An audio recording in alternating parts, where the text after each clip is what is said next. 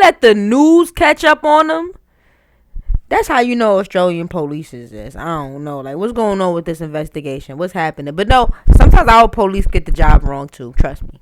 What up, YouTube? It's your girl, TT Shanell. You clicked the title. You read the page. Inside the global hunt for Australia's most wanted.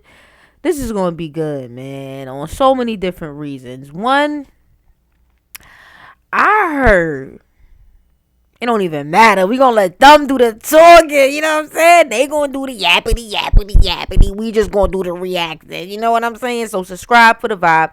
Now, if you didn't see my last live stream, I kind of was like 8 minutes into it. So we're just gonna skip. You know what? We ain't got nothing else better to do. We just gonna start from the beginning. And if you do, fast forward. But me, I ain't got nothing else better to do, so I'm gonna start from the beginning. Good evening. The Facebook gangster. Yeah, I ain't gonna lie, that's actually an insult. Like, to call him a Facebook gangster is an insult. Like, even though they don't know no better, like, in their mind, he's just the guy who's a gangster that's on Facebook. But in our minds, calling somebody a Facebook gangster is wild disrespectful. Hold on. I'm trying to get that on my way. All right. Welcome to the program. Tonight, we take you inside the hunt for Australia's most wanted criminal. He's a rat-cunning, ruthless gangster who's made an eye-watering fortune importing massive quantities of drugs into Australia. Law enforcement authorities call the criminal network he helps run the Aussie cartel. But as you'll see, after years outwitting the cops, his arrogance could soon be his downfall. We've managed to link top-secret intelligence with multiple online clues, including some remarkably careless Facebook and Instagram activity, to discover this crook's secret hideout.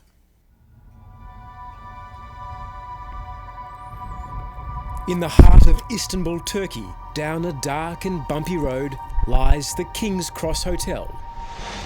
Despite its look, it's not very welcoming. And I was just about to say that, like, oh, that looks like a nice hotel, but I wouldn't stay there because whatever they about to say look like it's about to go down. Told it isn't safe to film outside the car. We're here because this is the endpoint of a decade-long search. He's likely to be armed, so we need to take great precautions. Hunting for a man best known as the Facebook gangster, a criminal mastermind. How do they call him that? Like, what's up with that? Who's been taunting police to catch him if they can. His name is Hakan Ayik, and he's Australia's most wanted criminal. He's the latest generation of a model that's been going around a long time. The flash cars, Mind you, this is 2 years old. So, like, he's already caught. But this is 2 years old. So, this is like, he been on the run. And mind you, he just recently got caught. Like, I just recently did a reaction video on this. Like, that's crazy. Guns comes with the territory. For years, Ayik has been running Australia's most powerful drug trafficking cartel from a secret foreign location. Well, why wouldn't you be cocky? If you've been making this amount of money, if you've developed a cartel of international standing, and you are offshore. I mean, these people do what they do because underneath it all, they think they're bulletproof and they think they'll never get arrested. Now we've found him, and far from hiding, Hakan Ayik is living a flashy, free life in Turkey.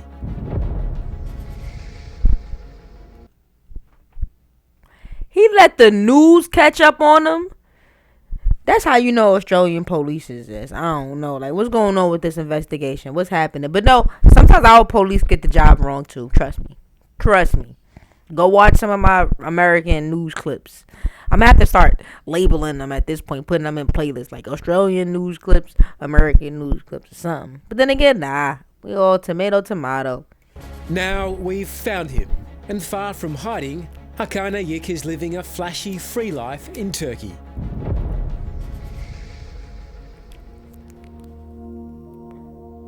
The search for this gangster has taken 13 years and began when Ayik was working. I still can't get over that. 13 years sound crazy. His way up the criminal ladder in Australia. In March 2008, police officers at Jandakot Airport near Perth intercepted a light aircraft they believed was carrying illegal drugs. $7 million worth of methamphetamine and ecstasy tablets crammed in a bag in the back of this small plane. $7 million worth? Let me just shut up. I can't afford to even comment on this. It turned out to be the biggest bust in Western Australia's history, with police intelligence eventually linking the shipment to Hakan Ayik, who at that stage was a new face in the drug trade. At the beginning, looked like a...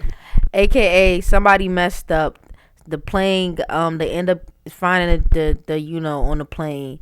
And what ended up happening was somebody had to snitch clearly. Because how they end up linking it back to him? How? Tell me how. Tell me how. They can't tell you how. You know why? Because somebody snitched and they don't want to, you know what I'm saying? But we all know. Middle Eastern organised crime figure who was up and coming. That's generally how they sort of appear. Someone jumps up as more savvy, more brazen, more police aware, more difficult to catch, and they hit the radar because of that. One of the police interested in Hakan Ayik was AFP investigator Roland Singhal. He says what made Ayik so successful so quickly was his brain for business, forging links with the biggest Chinese triads in the world, giving him access to an endless supply of drugs. What does it tell us about Hakan Ayik back in 2008-9? A young up-and-comer, he looks like all the other Middle Eastern crooks and bikies.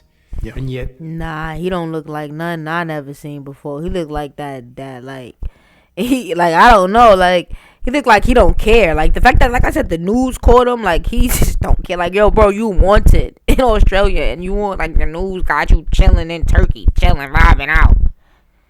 Like, that's gangster. He has the nous to reach out and form ties with what was then the biggest drug trafficking syndicate in our region. The fact that he had that awareness, the fact that he had the wherewithal to actually develop that network was probably an unusual feature for him. Means he was probably pretty savvy. And for such a young person at the time. Ayik's skill was working out how to get the drugs safely into Australia. He teamed up with an old high school mate, Dax Naguru, who at the time was an enforcer for the Comanchero bikie. Ah, you see, now that I'm learning more stuff. It's all making sense to me, Now when I see stuff like this, I'm like, oh, he's a bikie. Okay, I got it. Hakan Ayik has obviously had the smarts to realise Australia's a big market.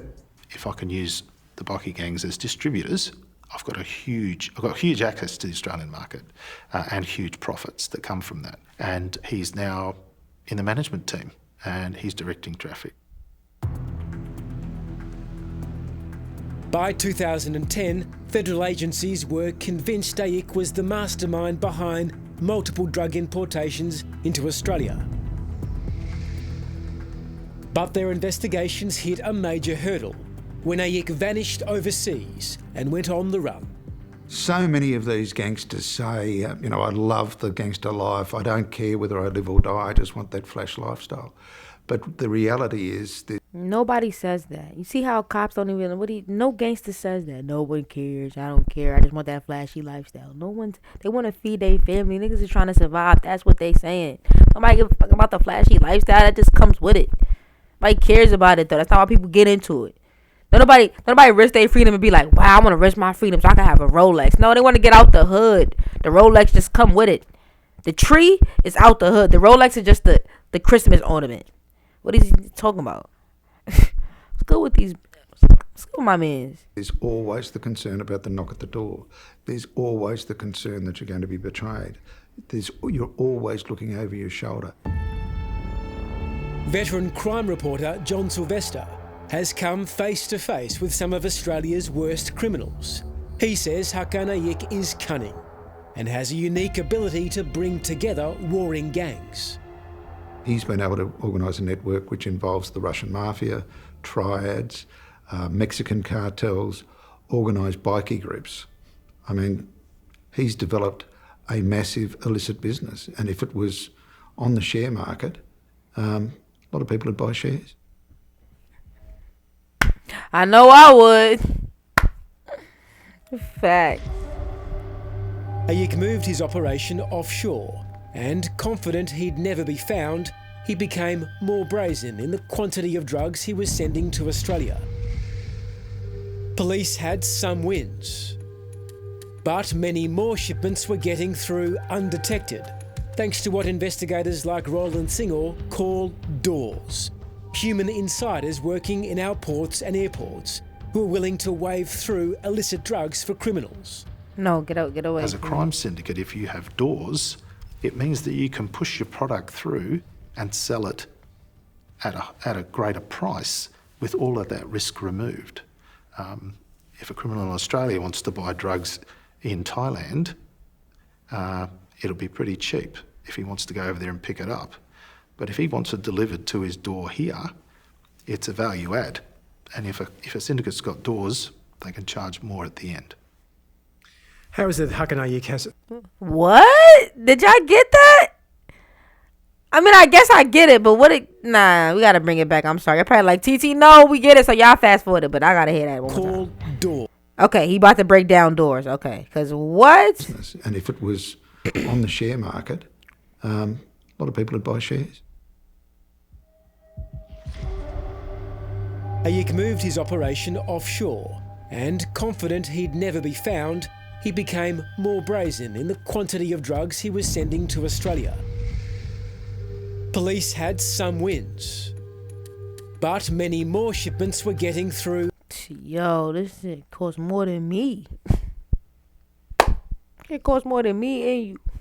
$1.5 billion. Like, we ain't even worth that much, bro. Yo, I'm playing. Say, we're worth way more than any type of money. Undetected, thanks to what investigators like Roland Singor call doors. Human insiders working in our ports and airports.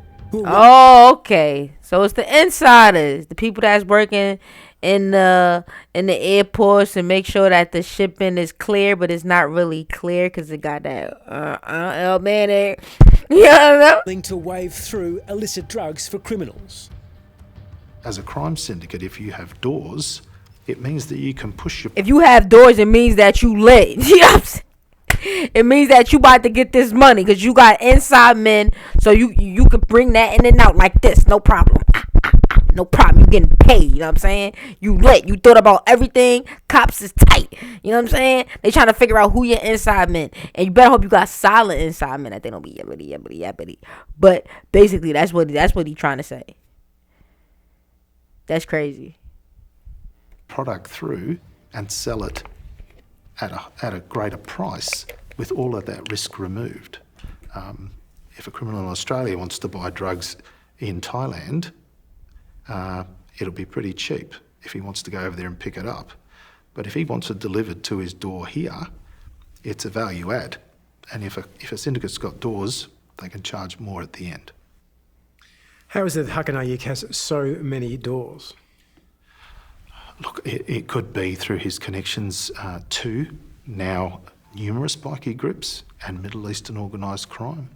The Sydney waterfront's a big place. The air freight and logistics business is a big place. And for a drug lord with a lot of stock to move, there are some places you want to have connections. Airports and airlines. Is Qantas compromised?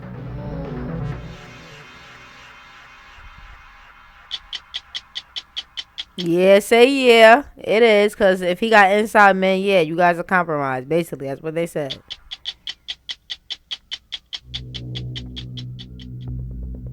In a discreet location on the outskirts of Melbourne, a former undercover agent is showing us how easy it is for criminal... Oh, he don't care to be that undercover. He don't care to hide his face.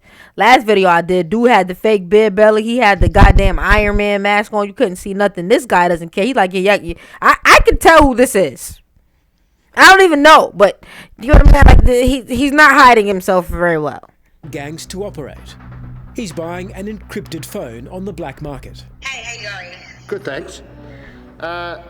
Is there any way of getting it this afternoon? It's called a cipher. It looks like a normal phone, but all activity on the device is completely encrypted. making it a must-have for Australian criminals who need to avoid police detection. Oh, I ain't never heard of no shit like that. Did y'all hear that just now? I'm gonna bring it back. Educational purposes only. Normal phone, but all activity on the device is completely encrypted, making it a must-have for Australian criminals who need to avoid police detection. They're like 100% secure, encrypted. Yep. They're untrackable, untraceable. So they're not attached to any SIMs, they're not attached to any name. He's directed to leave $1,600 in cash in the glove box of his unlocked car. Minutes later, a man in a black hoodie arrives to drop off the phone. There are almost 10,000 of these cipher phones in Australia, being used almost exclusively by serious organised crime. It's no surprise then that we're not the only ones tracing their use. I won't be specific about who they lead back to, but it certainly leads back to elements of the Aussie cartel. The boss of the Australian Criminal Intelligence Commission, Michael Phelan, has... The fact that there's an Aussie cartel is like wild to me. Like, I've never heard of like an American cartel. Like, we don't have an American cartel. Like, we have multiple cartels inside of America, but the fact that there's like that is like educational purposes only. I did not know that. You see, I'm learning something new every day. Has been closely monitoring cipher phones, and while he won't say it, his commission believes wanted drug lord Hakan Ayik and the Comancheros are behind their introduction into Australia. Innocent until proven guilty. They ain't even did nothing. This is the first time Phelan has given a major TV interview. Up until now, your agency has been even more secretive than ASIO. Why speak up now? From time to time, we think it's important that we talk to the public about the threats that the country is facing. At this particular point in time, Australia is facing a very serious threat from serious and organised crime. And the vast majority of that organised crime is offshore. Since 2017, Phelan and the ACIC have tirelessly targeted encrypted communication platforms, drugs and dirty money to uncover the organised criminals posing the gravest harm to Australia. These suspected Mr. Bigs are specially designated as APOTs, Australian Priority Organisation Targets. Their identities are a tightly held secret. How hard is it to get on the APOT list? It is not an easy list to get onto. It's a list that really, from our point of view, has those that pose the greatest threat to Australia. To put it simply, to get on the APOT list, you must be the baddest of the bad. You've got to be the baddest of the bad, and... Damn, who y'all think they got on that list? You've got to really affect the drug trade in Australia. For the first time, we can reveal that there are 16 APOTs. 9 on the list are members of a new criminal organisation the ACIC has dubbed the Aussie Cartel, including Hakan Ayik. They are operating offshore. They're all the same nationality, Australian. They share supply routes. They share logistics supply chains. They share amongst themselves the doors or the way in. No, you can't prove it. Innocent until proven guilty. Innocent until proven guilty. To Australia. They share any corrupt networks they may have here to swap information into each other. What's the Aussie cartel making? We would estimate that they are responsible for about a third of the drug importations into our country. You could estimate they're probably making about $1 billion a year, thereabouts. $1 billion a year is like, yeah, they living good. And we get money and worry about hoes, and we get money. We've obtained details of the secret list, and we can now name key members in the Aussie cartel. There's... I mean, we ain't asked, but whatever. Mark Buddle. We just gonna keep it cute. The Dubai-based international commander of the Comancheros. Hell's Angels boss... Never going to Dubai. Angelo Pandelli, who operates out of Greece.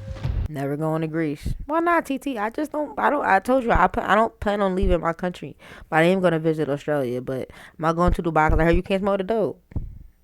And why would I want to go to Greece? Drop a comment. Tell me why would I need to go to Greece. Let me know. If there's reasons for me to go to Greece, and I'll think about it. But other than that, I'm cool with leaving out my country. Only place I plan on visiting outside of my country will be Australia. Shout out to the lads. You know what I'm saying? In Hong Kong, there's Michael too. And in the Middle East, Hakan Arif, Mohammed Bousseleh and George Dibb. At the top of the cartel sits Hakan Ayik, calling the shots from Turkey. Is Hakan Ayik an APOT? I won't talk about specifically who is on the APOT. You can't confirm if Hakan Ayik is on that list? No, I won't confirm that, Nick. Michael Phelan's discretion is understandable, but he is willing to talk about the Aussie cartel's corrupt links here in Australia, including the startling admission that there are rats among our police investigators. Are you saying the Aussie cartel has reached somewhere into law enforcement in Australia? Oh, it would be extremely naive of me to think that they didn't. Are they getting tip-off? Exactly, because they making billions of dollars a year. And Australian police ain't paying enough, just like how it happens in America. And what happens is the police end up biting the cheese. But in this case, the police are snitching on themselves. Police can be snitches too on themselves. And then they start telling the criminals everything. Well, the alleged criminals everything. So that's pretty much how that happens. And you know what? I don't. Let me shut up. But you know what? I don't feel like police is wrong for that, because I feel like they should be paid more.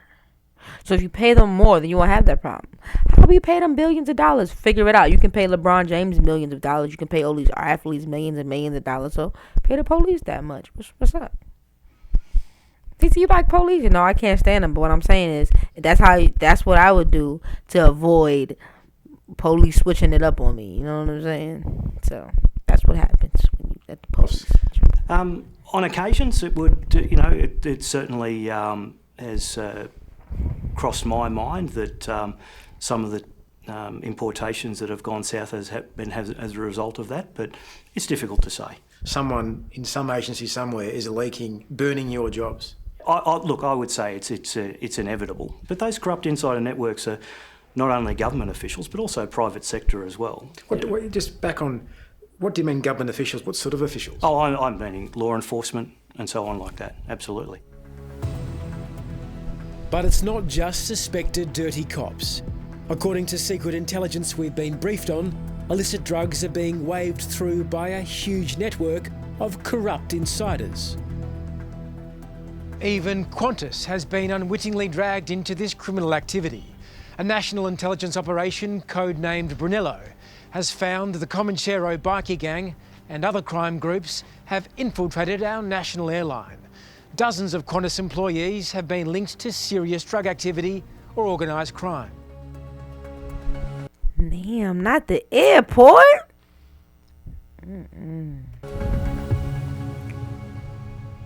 Is Qantas compromised? Look, I won't talk about some of the individual... Yes, it is. He just don't want to say no. He don't want to say no. He don't want to say yes. But we all know the answer is yes. Individual intelligence we have.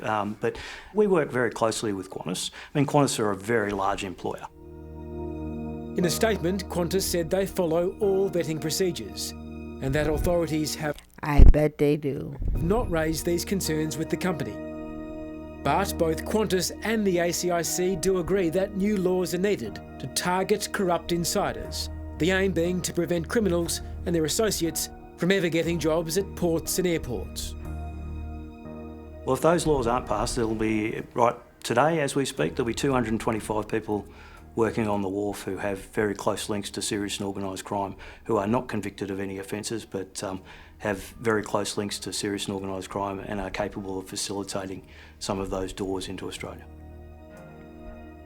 There's no doubt drug mastermind Hakan Ayik has earned his title as Australia's most wanted. But for a man with millions of dollars to spend ensuring he's never found, he's surprisingly sloppy. Perhaps his arrogance has got the better of him, because we tracked him down via clues that he left on the internet. That's crazy. Don't he remind you of the niggas in America that be pretty much snitching on themselves by posting everything they do and stuff like that? Crazy. There are a lot worse places to hide than in Istanbul. It's where our search for Ayik struck luck late last year, when we received a tip-off to look at a hair clinic there. Its owner is Fleur Messelink, who likes to show off exotic overseas holidays and luxury cars on her public Instagram page. A closer look reveals many of her posts are liked by this private account, at Hakan A79. Not they figured out his whereabouts on Instagram and Facebook based on his shorty. Yo, the news is what? They investigated the shit out of this. Yo, how the news do a better job than the police? That's crazy. With those clues, we asked sources in Istanbul to find any public records for Hakan Ayik and Fleur Messelink. Turkish records show that Fleur Messelink is married to a man named Hakan Reis, who owns the King's Cross Hotel in Istanbul. On the hotel's Instagram page, we find a blurry video showing a man who looks like Hakan Ayik. We then captured this remarkable footage. Yo, like, you guys ever heard of Frank Lucas? He's the American gangster. Go look at that. Frank Lucas would never do no dumb shit like this. With all due respect. You know what I'm saying? Like, this is, if you know you're the most wanted man in Australia, why do you even own a hotel under your name? Your fake name, whatever. Why do you even own a hotel? Like, you should not own anything. You should put it in someone else's name. Be far, far away from it. Like, that's just inside the hotel. That is him. We've positively identified or confirmed the man with the shaved head, heavy set, who we thought might be him. That is indeed him. And here's the clincher. More searching of Turkish records shows Hakan Ayik changed his surname to Reis in 2014. Reis in Turkish means chief or chairman. Knowing Ayik, aka Reis, is married with 2 young sons, a new name and a hotel business, we did a wider online search, uncovering new photos of the couple. A wedding pic from 2014 in Turkey. I cannot make this up. This is insane. You are the most wanted man in the whole country, and this is what you're doing. You shouldn't even have social media. And a family selfie.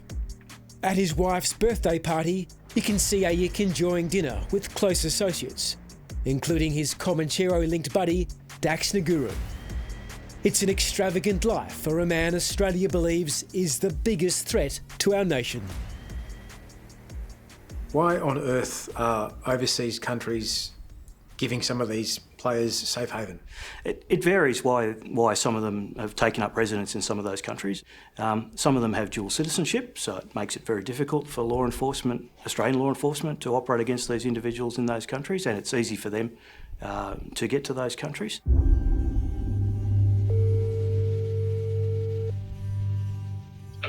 Alo, merhaba. We called the King's Cross Hotel to see if we could speak with the boss.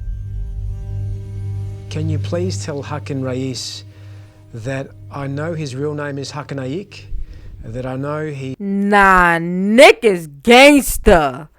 Nick called them and said, yo, we know who you are. Nah, Nick gangster. He's wanted in Australia. I'd like him to call me to discuss this. All right, wait and see. Unsurprisingly, we didn't hear back.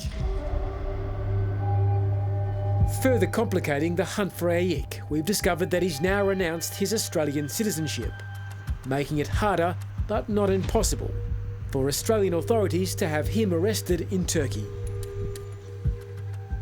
Would you like a country, say Turkey, to hand over an APOT if that's where they're hiding out? Oh, without mentioning any specific countries, and I won't, but certainly if some of those individuals are wanted on warrant, then I'd love if we followed the legal process. Would be fantastic, absolutely. You'll be knocking on those doors, though. Oh, we are continually working with the law enforcement partners overseas to be able to make that happen. While Aik might think he's untouchable in Turkey, back in Australia, our top authorities are ramping up their hunt for him and his associates. The Comancheros and the Aussie cartel are about to be targeted like never before. Are the Comancheros public enemy number one now? They are certainly the highest priority in terms of the gangs that are around at the moment for law enforcement, absolutely. You're hunting them? Absolutely we're hunting them, and we make no apology for that. It's our main focus. Will you catch them? Eventually we'll catch them.